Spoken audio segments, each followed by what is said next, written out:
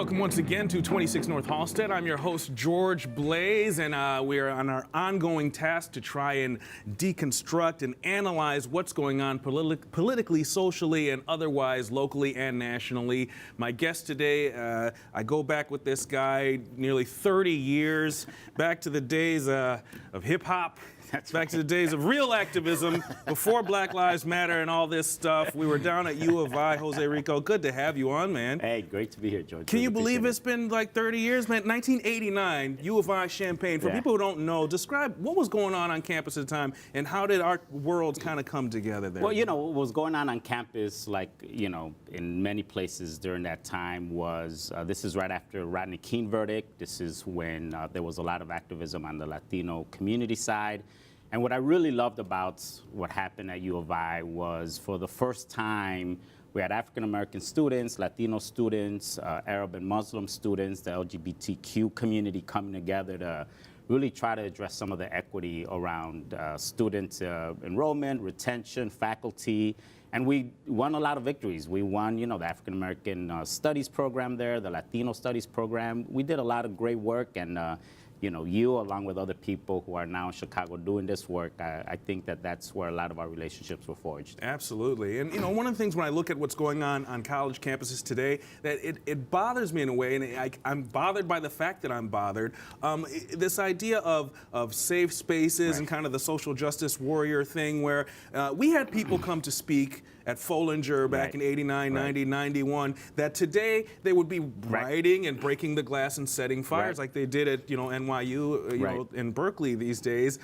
Does that bother you at all, this kind of shift where it's like the actual dialogue can no longer happen, where it's actually just shutting people down? Well, you know, what I've noticed is that what has changed is, back when we were at those universities, there were actually people from the hood going to those universities, right? So you had people from Humboldt Park, you had people from South Shore. I mean, I knew people that were from all parts of the country that were actually from the city. And when we got into the university, we thought we were hard, and we were. And now when you go on college campuses, even though you're Latino or African American, most of them are from the suburbs. Most of them are not actually from the inner city.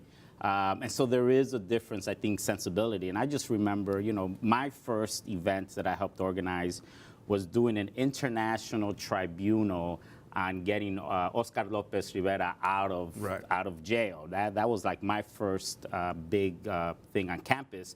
And there was a bunch of other people from the left and the right at the University of Illinois, and it was open to everyone, and people just went and looked at those issues, and it was not that big deal. Yeah, so you checked it out, you either agreed with it or didn't agree with it. I remember, I want to say it was the winter of 90, or that Louis Farrakhan came to Follinger. Right, I remember that. And there was a little bit of protest, but those people came inside, nobody shut it down. He spoke, and it's like, whether you either get with it or you don't get with it, but it wasn't a huge deal. Even something as simple as on the quad, we had a guy named Mad Max, so I think kind of traveled to all the Midwest, you know, University of Wisconsin, what have you. He stood on the quad and had a Bible out and was just cursing people out for being black or being gay or being this, that, and the other. And you just kind of sat there eating your sandwich laughing at the guy, whereas today, they throw rocks at him. It reminds me of the guy out on State Street with the microphone. Right, exactly, same thing. Same thing, right.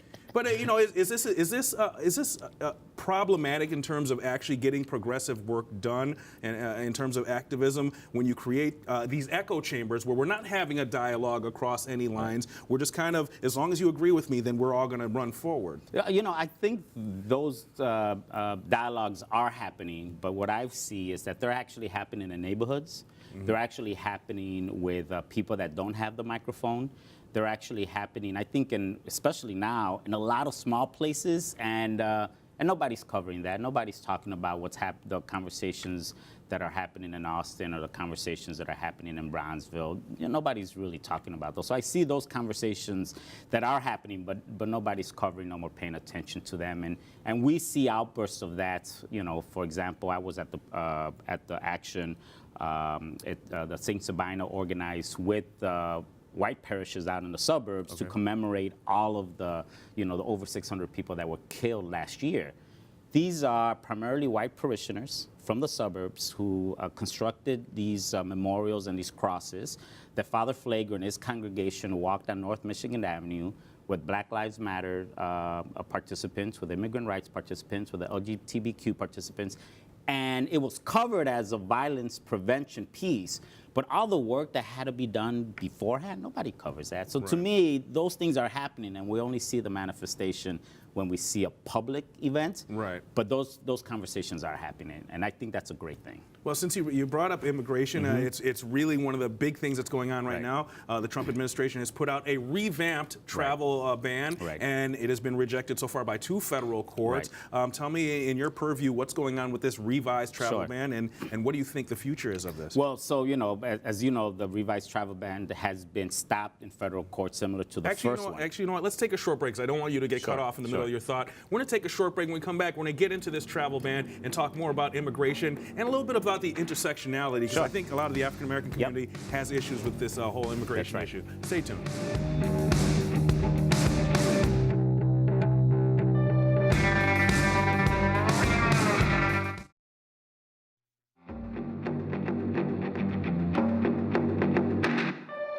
Welcome back to 26 North Halstead. Today, talking with Jose Rico, public policy strategist, all about the things going on today, really. We're going to try and cover as much as possible.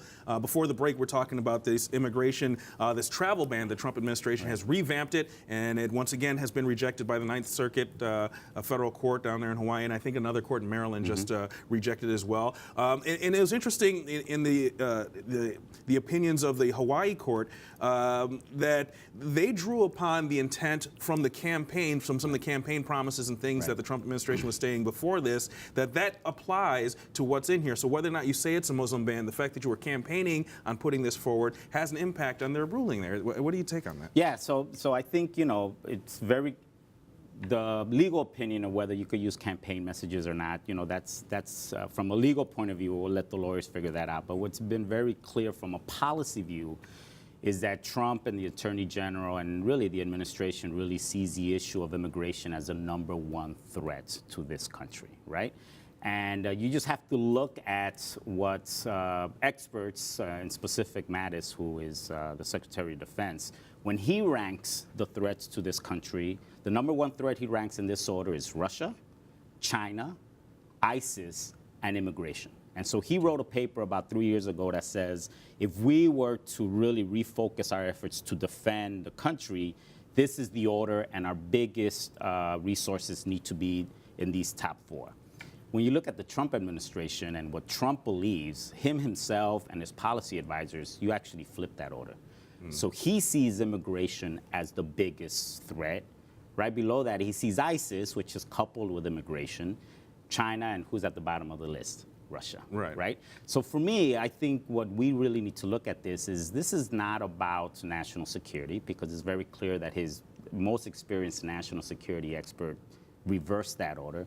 For him, he really sees this, and I think with other Republicans, including Attorney General Sessions, they see the browning of America as the biggest threat, and the biggest driver to the browning in America is immigration, primarily Mexicans, but from other parts of the country. Do they really see that as a big threat, or are they merely feeding the masses of their voters and their voter blocks to keep Republicans in these small districts and what have you, to keep them in office by somehow just paying lip service to these promises? Because none of this stuff seems to be flying past the judiciary. Well, so they've been very effective of being able to red bait their base with this issue about immigration, right, and ISIS. So they definitely are using that as a campaign strategy and a tactic to do that.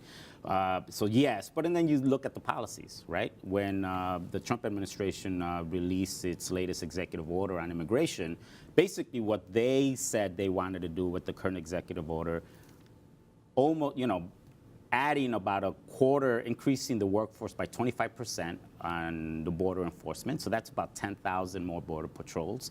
And then on top of that, being able to apprehend anybody that looks like an immigrant in any part of the country for any reason, and then be able to deport them and their family.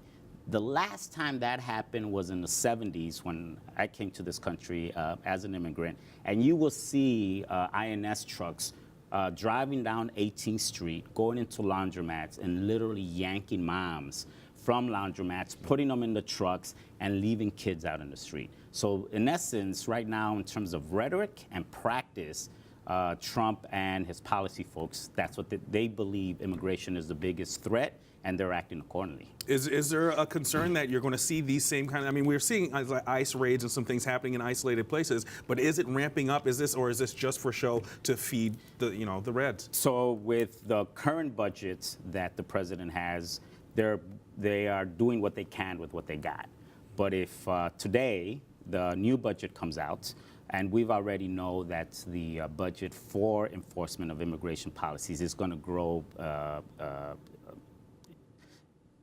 by a lot. The defense budget is going to grow by a lot, and the Homeland Security budget is going to grow by a lot. So it's going to take time to hire those 10,000 extra immigration law enforcement officials. Right. They actually lowered the requirements so they could hire people quicker, and that is going to happen. I have no doubt in my mind from the rhetoric and the current actions that you are going to see that in cities, and that's going to be a big threat to people's sense of stability and safety. Well, if you watched my program last week when I had Mays Jackson on, we talked a little bit about there's a concern in the African-American community among some circles that the immigration issue, they almost don't want to touch it because somehow Hispanics and Latinos are a threat to job growth in the African-American community. There's already some fracturing happening here on a coalition that's taken really a long time to build here in Chicago. Yeah, no, I think the coalition is actually a long time to rebuild because many will argue that there was a coalition back when Harold Washington was elected. And the way I approach this is that we have to look at this, and the way I look at it is that we have a shared political fate, right? When we look just in the city of Chicago and we look at the state of Illinois, and we see who's impacted by public education decisions, when we see who's impacted by the budget and the policies and practices of the police department, who's impacted by Cook County jail and the Cook County system, who's impacted by the way economic development is driven in our cities.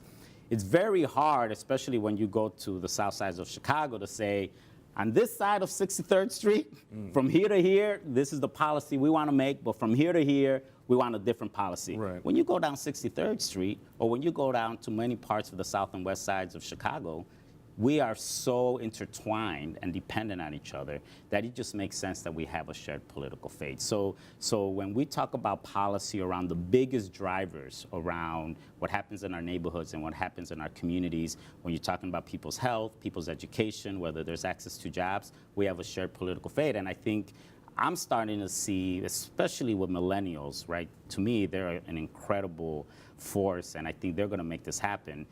They don't see it that way. They see these issues of police accountability. They see these issues of public investment to improve people's lives, and they're acting by holding people accountable. That coalition is there. I think it's people's jobs to be able to support them. And for those people who are still dubious, it seems that when Forrest Claypool was threatening to slash budgets across public schools that are already suffering, the only really people I saw standing up in front of a microphone were the Latino Advisory Council, who walked out on all that stuff. Right. So. Take it for what it's worth. Yeah, and again, and our position was this is not just about Latino students. This is about 80% of the students in the city of Chicago, and you cannot in one breath criticize the governor and the state for using inequitable funding formula and then make cuts using that exact same formula that exacerbates inequity. So that's what we had to call them out on. Well, I tell you what, let's take another short break. When we come back, more local issues. Stay tuned.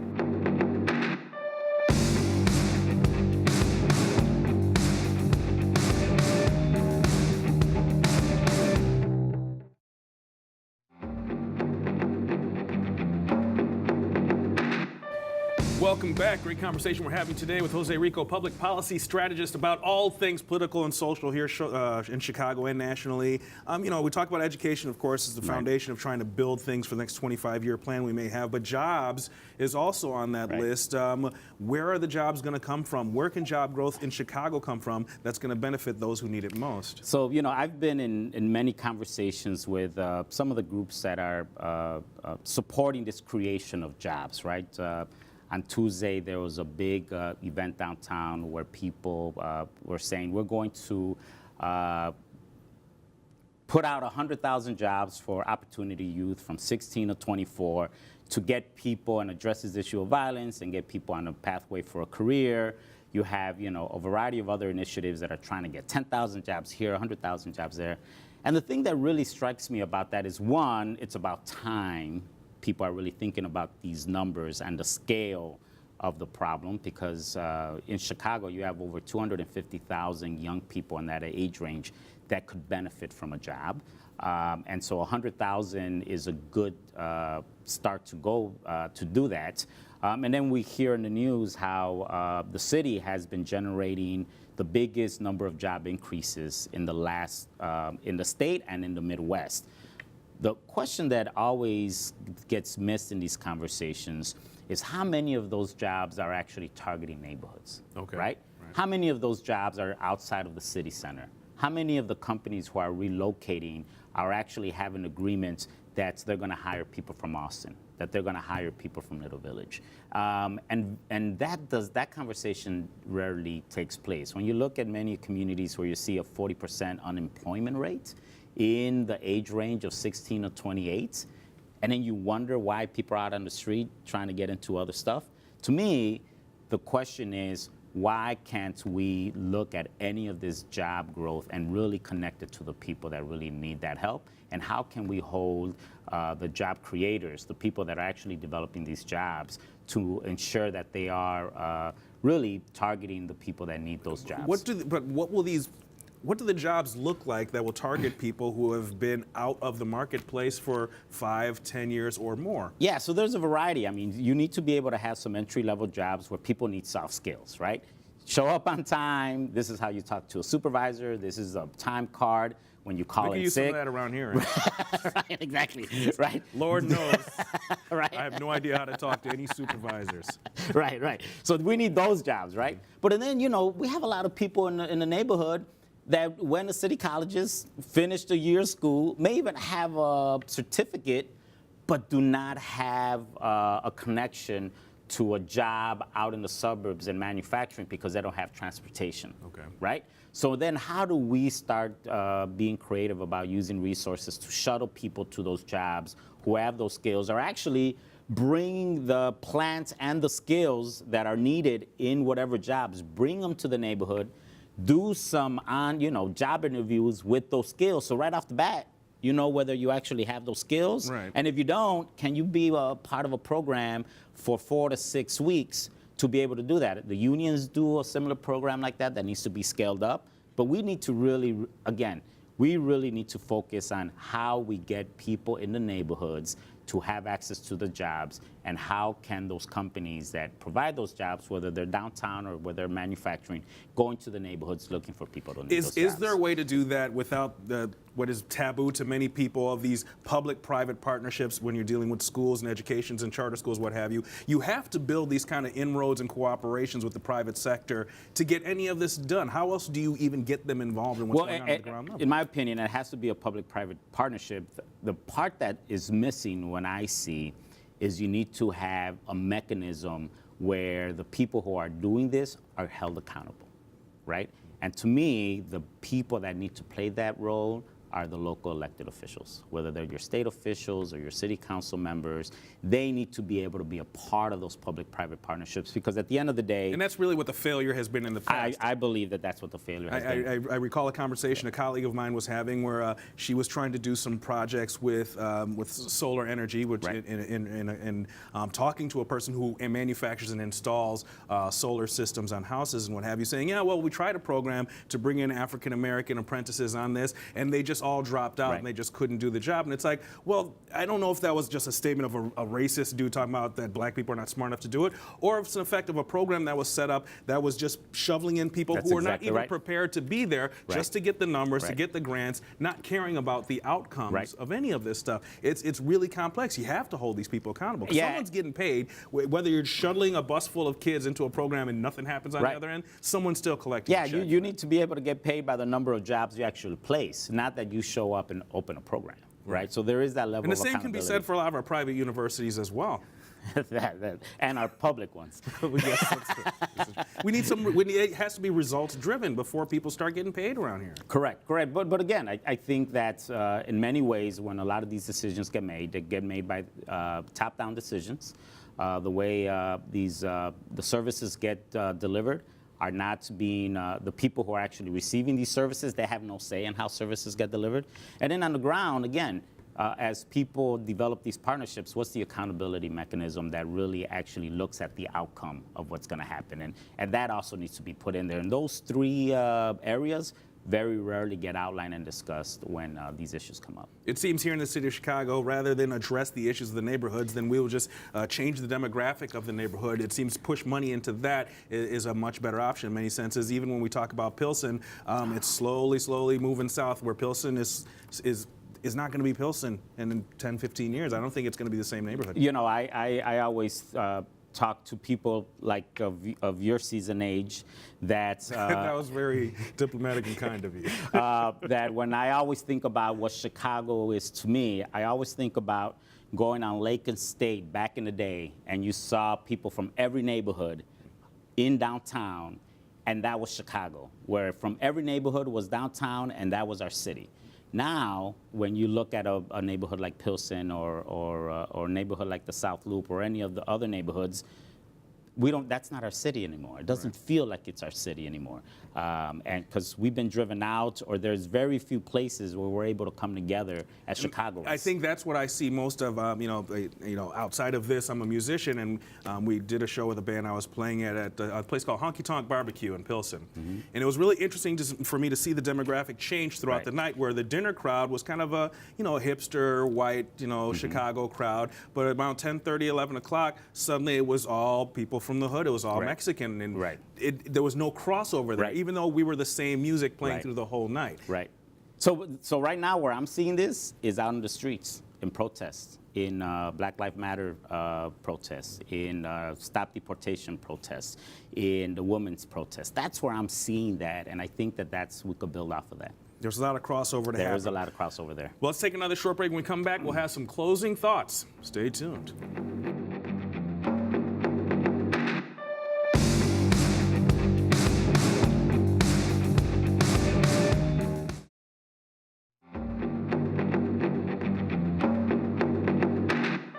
Welcome back. Trying to come up with strategies to bring people together ethnically and what have you here in Chicago. And Nico's talking about bowling, but she doesn't like bowling. You see, this is the problem. People come up with ideas and then they don't show up. It's a problem. Well, we've got midterms coming up, 2018. We've got a mayoral election coming up around the corner here. We got a gubernatorial race on the floor. What are your key points? What are you really focused on right now? So, very, very simple is, the current governor won with under 200,000 votes, right? And there's an opportunity right now to really do some underground base building. We have a movement of people that are out on the streets almost every weekend. So how do we create and build a base to really make the change for the next governor's election?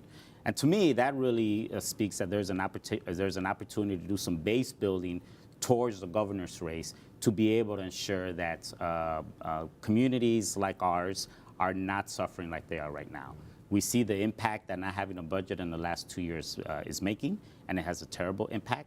And so now there's an opportunity for the next few months to be able to do some base building to be able to affect that election. And I think this is a great and prime opportunity to do that. It seems like when you do a poll of the friends we have in low places, it's like it's going to be J.B. Pritzker versus Bruce Rauner in the general there. Is there any way to kind of make sure everybody's agenda is on the ground there, that we don't just have a foregone conclusion because these people have the most money to run a campaign? So, what the argument that I make all the time is the agenda's there, right? People's needs are not being met. Kids' child care is not being paid for. Ceasefire and other violence prevention programs are being cut. The agenda's there. To me, it's not about let's come up with an agenda or let's pick a winner. To me, the question is, how do we then turn that anger and that despair and how people are suffering to action? Because I believe that that's how coalitions get made. I believe that when people actually turn out into something that's going to have an impact down the road, whether it's an election and for the next election, that's going to have an impact not only for them, but it's going to have an impact for their kids, and it's going to have an impact on how government operates for people. So to me, I'm not worried about the candidates. I'm not worried about the issues. The focus needs to be on how do we then take the energy that's currently out there to actually do some real base building and some coalition building. That's what it's going to take. Well, Jose, you're out there doing it. Good to see you again. Good to see you, man. Good to see that the years have treated you kindly. Thank you. He's just as old as me, people. So don't let him fool you with this. Hey, I'm not the Morgan Freeman on this show here. Thanks a lot for coming problem, on. brother. Well, thank you for joining us. We'll see you next week right here on 26 North Halsted.